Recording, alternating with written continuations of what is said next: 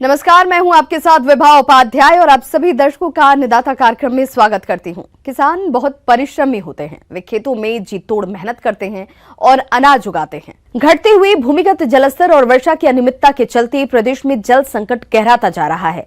इसीलिए पानी की बर्बादी पर रोक लगाने के लिए सूक्ष्म सिंचाई पद्धतियों को अपनाने की जरूरत है, जिसके अंतर्गत आज हम बात कर रहे हैं ड्रिप सिंचाई प्रणाली की। तो एक विधि से सिंचाई करने से कौन कौन से लाभ हैं, इसका प्रयोग कैसे किया जाए, इसकी जानकारी दे रहे हैं कृषि विज्ञान केंद्र शहडोल के विषय विशेषज्ञ दीपक चौहान। जैसा कि हम आज चर्चा करना चाहेंगे कि दिन प्रतिदिन पानी की कमी हो रही है और चाहे हम पीने के उसमें उपयोग करें या खेती में उपयोग करें, वहाँ पे पानी की उपलब्धता कम हो रही है।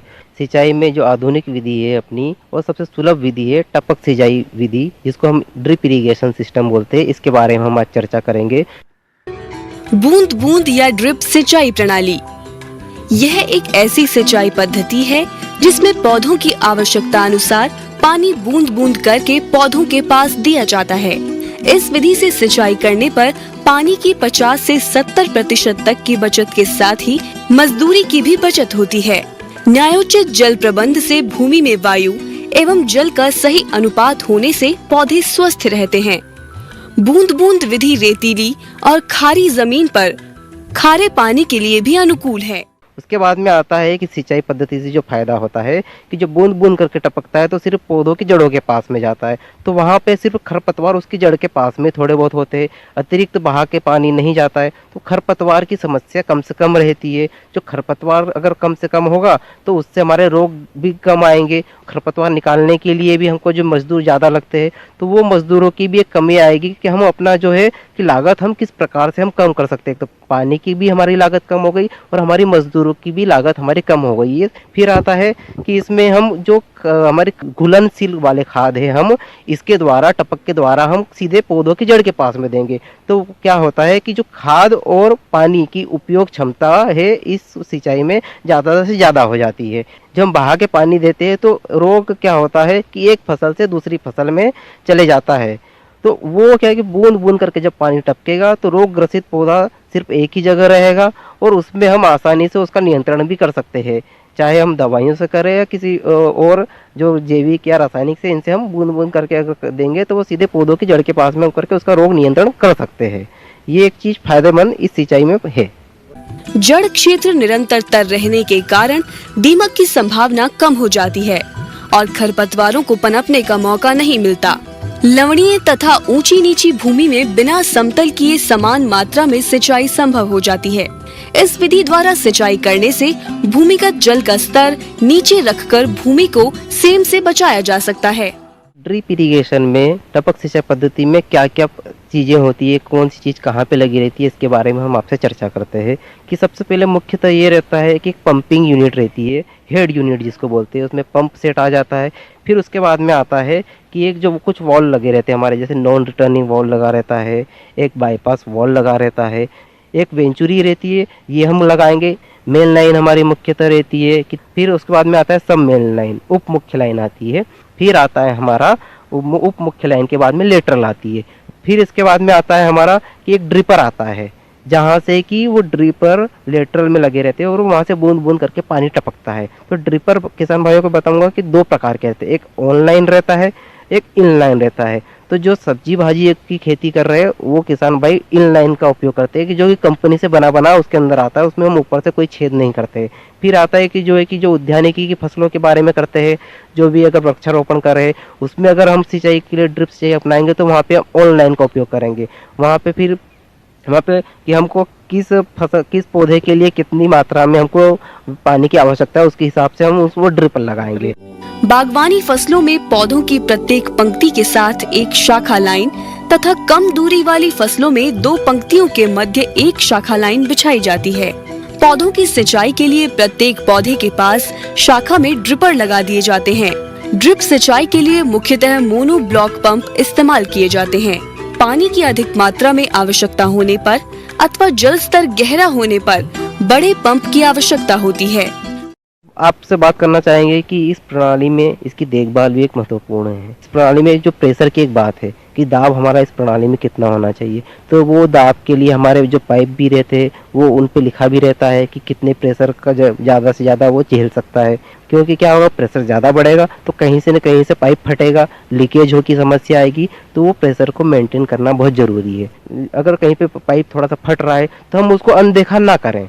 तो जहाँ पे लीकेज हो रहा है या जहाँ पे कहीं पाइप फूट रहा है तो उसको हम उसी वक्त उस समस्या का हल वहीं पे करें, उसको उस लीकेज को वहीं पे बंद कर दें। जब भी चालू करें हम प्रतिदिन ये हम देखें कि हमारे ड्रिपर में पानी सही से आ रहा है, यानी किस ड्रिपर में पानी कम आ रहा है, ये हम देखते रहे। इस प्रणाली में जब हम ये खाद और उर्वरक दें तो हम इसको खोल के 5-10 मिनट चला के अच्छा पानी जब तक नहीं आए तब तक हम चलाते रहें और फिर वापस से इनको बंद कर देंगे।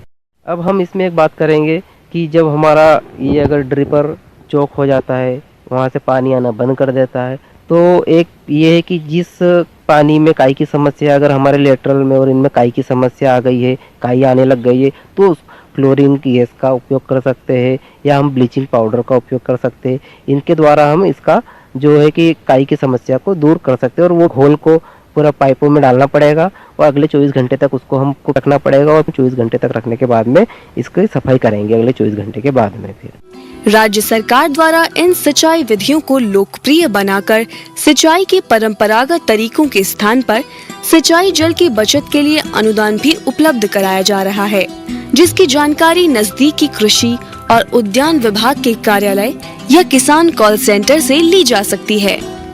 अपने यहाँ पे सभी के यहाँ एक उद्यान विभाग है, हॉर्टिकल्चर डिपार्टमेंट है। वहाँ पे जो उद्यान विस्तार अधिकारी है उनसे अपन संपर्क कर सकते हैं। और अलग अलग वर्ग के लिए अलग अलग प्रकार से इसमें छूट है, अलग अलग योजनाएं भी है इसमें।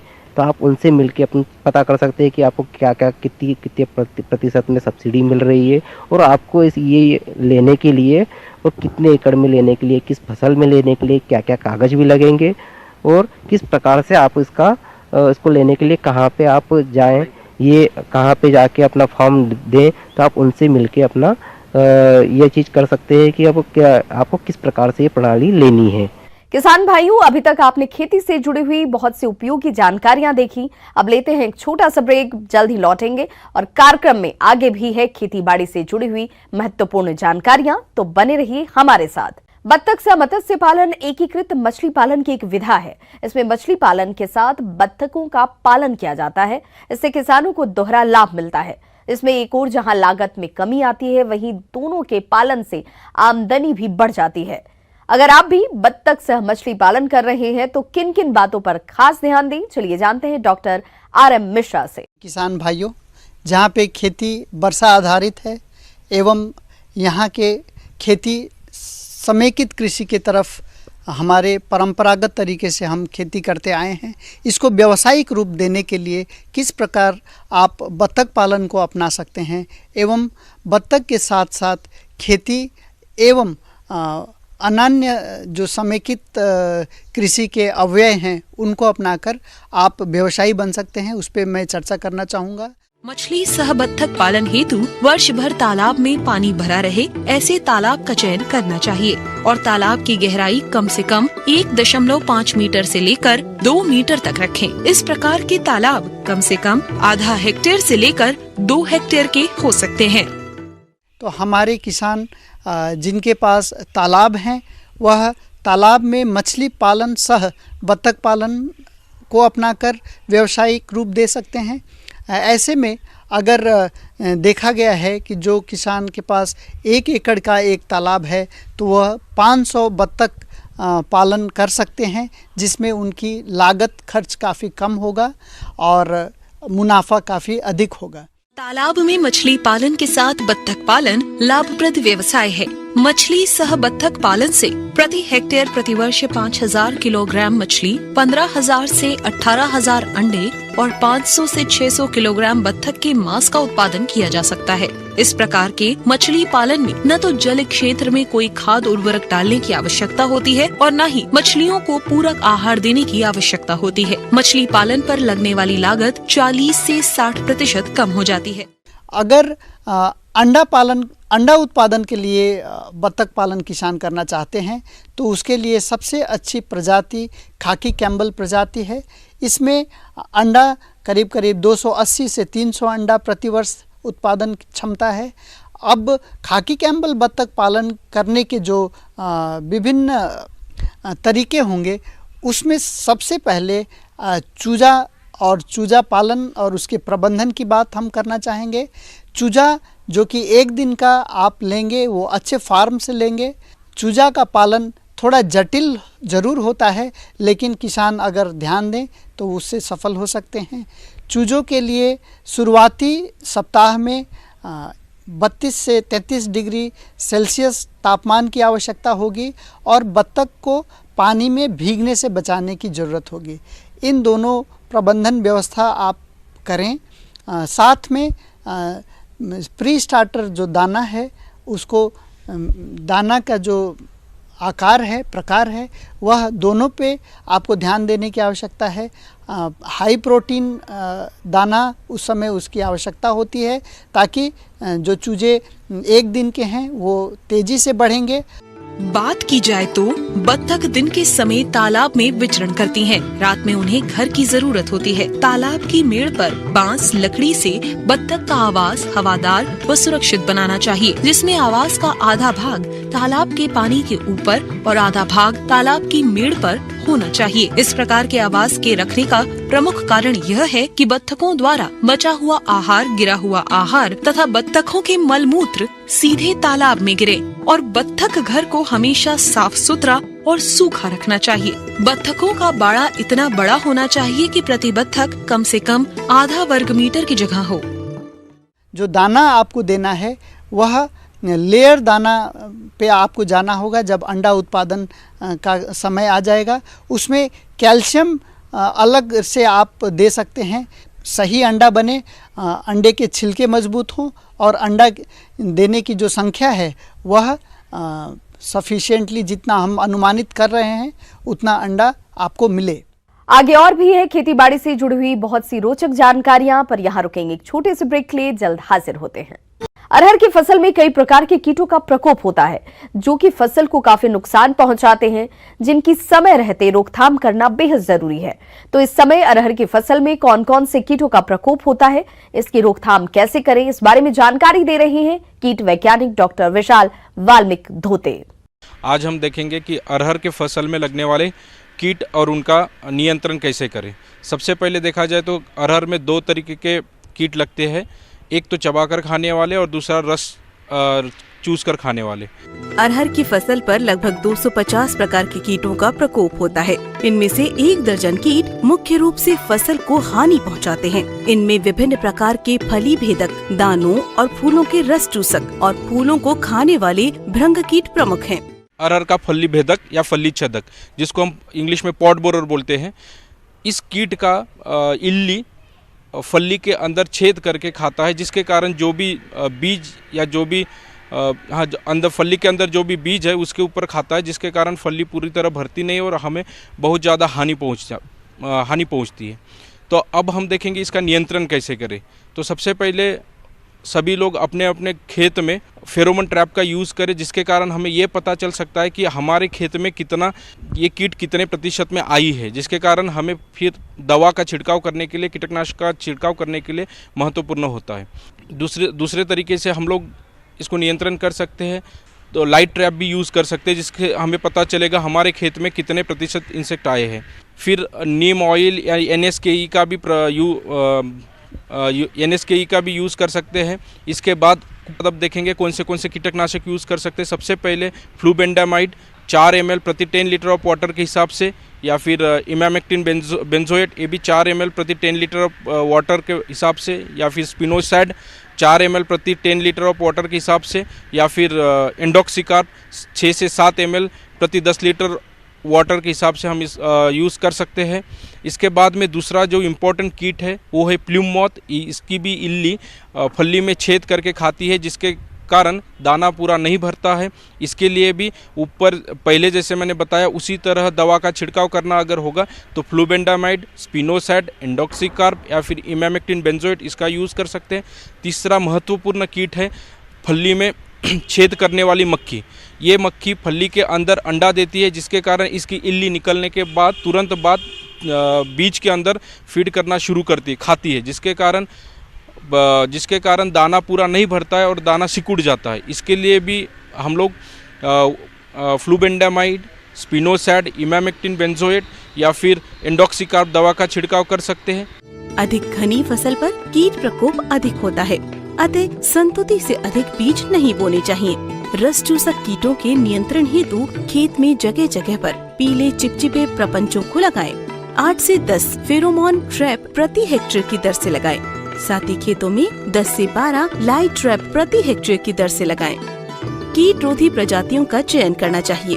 रस चूसक कीटों के लिए 0.04% मोनोक्रोटोफॉस 2 मिलीलीटर प्रति लीटर पानी में घोलकर छिड़काव करना चाहिए। इसके बाद अभी हम देखेंगे कि रस चूस कर खाने वाले कीट, इसमें सबसे पहले आता है सफ़ेद मक्खी। सफ़ेद मक्खी भी पत्ते से रस चूस कर खाती है, जिसके कारण पत्ता सिकुड़ जाता है और ये साथ साथ कुछ विषाणुजन्य रोगों को भी फैला देती है। इसके लिए सबसे अच्छा है हम येलो स्टिकी ट्रैप पीले कार्ड का यूज़ करें, जिससे हमें पता चलता है कि हमारे खेत में कीट आया है कि नहीं है। या फिर नीम ऑयल का भी प्रयोग कर सकते। इसके बाद अगर दवा का छिड़काव करना है तो इमिडाक्लोप्रिड, थायमिथॉक्सैम या फिर फिप्रोनिल, ये 3 दवा का यूज़ करें। मेरा किसान भाइयों को यही अनुरोध रहेगा कि आप सिर्फ दवा का छिड़काव ना करके इंटीग्रेटेड पेस्ट मैनेजमेंट IPM प्रणाली का अवलंबन करें, ताकि आपका खर्चा कम हो जाए और आपको अच्छी फसल मिले। अन्नदाता हेल्पलाइन निःशुल्क फोन संपर्क सेवा के माध्यम से आपके द्वारा पूछे गए प्रश्नों में से 1 या 2 महत्वपूर्ण प्रश्न को हम अपने कार्यक्रम में शामिल करते हैं और इसी के तहत आज का चयनित प्रश्न और उसका जवाब इस प्रकार है।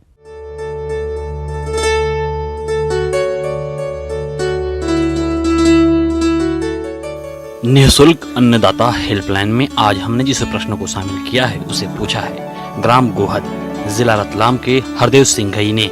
आपने चुकंदर की फसल में किए जाने वाले जरूरी कार्यों पर जानकारी चाहिए है, तो इसके लिए देखिए कार्यक्रम का यह अंश। आज आपके साथ चर्चा कर रहा हूँ मैं चुकंदर की खेती के ऊपर। वैसे ये चुकंदर जो है काफ़ी अच्छी सब्जी है और इसको सलाद के रूप में और जूस के रूप में मुख्य रूप से उपयोग किया जाता है। और जब हम बीज लगाते हैं उस समय हमें सबसे ज़्यादा इसके पानी की ज़रूरत होती है। अंकुरण के समय ज़्यादा पानी की ज़रूरत थी, इसके बाद आप इसे पानी को कम कर सकते हैं। कम से कम 10-12 दिन के अंतराल पर सिंचाई करें और इसको कम करते हुए आगे चल के आप इसको 20-25 दिन में एक बार ही पानी दें तो काफ़ी होता है। किसान भाइयों, अभी आपने चुकंदर की फसल में सिंचाई प्रबंधन के बारे में जानकारी हासिल की। अब आइए जानते हैं चुकंदर की फसल में पोषक तत्व प्रबंधन के बारे में। NPK, जिन्हें हम नाइट्रोजन, फास्फोरस और पोटास बोलते हैं, इसमें नाइट्रोजन की आधी मात्रा जो है DAP के रूप में हम यहाँ दे देते हैं और उसे बोने से पहले ही दे दें। फास्फोरस और पोटास की संपूर्ण मात्रा हम भूमि में दबा दें तो ये ज़्यादा अच्छा है। लेकिन खरपतवार भी इसी दौरान सबसे ज़्यादा होते हैं और खरपतवार के लिए तो निदाई गुड़ाई सबसे अच्छा साधन है। कुल्फा डोरी हमारे पास है ही, क्योंकि खरपतवार जो हैं वो काफ़ी नुकसान पहुंचाते हैं, वायु के संचार को रोक देते हैं, जिससे जड़ों का विकास नहीं होता। और इसमें चुकंदर के मामले में पूरा के पूरा जड़ ही हमारी कमाई का साधन होता है और उसका विकास होना, उसका विकसित होना ज़रूरी है। तो वायु का संचार अच्छा बना रहे, इसके लिए हमें इसे खरपतवार मुक्त रखना आवश्यक हो जाता है। तो खरपतवार मुक्त रखने के लिए जो मुख्य साधन है वो है निदाई गुड़ाई करें, हम इंटरकल्चर करते रहें बराबर, कुल्फा है, डोरा है, इस तरीके के कुछ साधन हमारे किसान भाइयों ने तैयार कर लिए हैं। तो उसको इस तरीके से उपयोग में लाएं कि हमारे यहाँ खरपतवार जो है खेत में ज़्यादा परेशान ना करे और ज़्यादा नज़र में ना आए। किसान भाइयों, चुकंदर की फसल को कीट और रोग अधिक नुकसान पहुंचाते हैं, जिससे फसल के उत्पादन में भारी कमी आती है। तो आप किस प्रकार करें इन कीट और रोगों का नियंत्रण, आइए जानते हैं। इसके अंदर जब आप खरपतवार आते हैं उसी तरीके से सकिंग पेस्ट भी आ जाते हैं जो रस चूसते हैं और इसकी जो पत्तियां होती हैं उसको प्रभावित कर देते हैं। तो पत्ती जो प्रभावित होती है तो उसके ऊपर दाग धब्बे लगते हैं और दाग धब्बे आगे बढ़ कर के पूरे पौधे को सुखा देते हैं। पौधा से ग्रसित हो जाता है, जिससे कि पूरा पौधा जो है उससे जड़ों के विकास पे भी असर पड़ता है और आपका फसल में नुकसान हो जाता है। रासायनिक विधियों में रस चूसक कीटों के लिए आप उपयोग कर सकते हैं एसिटामिप्रिड का, इमिडाक्लोप्रिड का, थायोमेथाक्साम का उपयोग आप इसका कर सकते हैं। एक जड़ सड़न रोग होता है जिससे कि आपकी संपूर्ण फसल प्रभावित होती है उससे बचने के लिए भी आपको जो है इसके अंदर कार्बेंडाजिम मैनकोजेब जो है इसका उपयोग करना चाहिए। बीजोपचार भी इसका आपका एक बढ़िया तरीका है, लेकिन जो सबसे अच्छा तरीका है वो ये है कि जिस खेत में आपने एक बार इसको लिया है उसमें अगले 1-2 साल तक आप उस फसल को ना लें और दूसरे बदल के खेत का उपयोग करते रहें, तो ये बीमारी आपकी जड़ सड़न की अपने आप नियंत्रित हो जाती है। आइए अब एक नजर डालते हैं राज्य की कुछ चुनी हुई मंडियों के प्रमुख फसलों के बाजार भाव पर।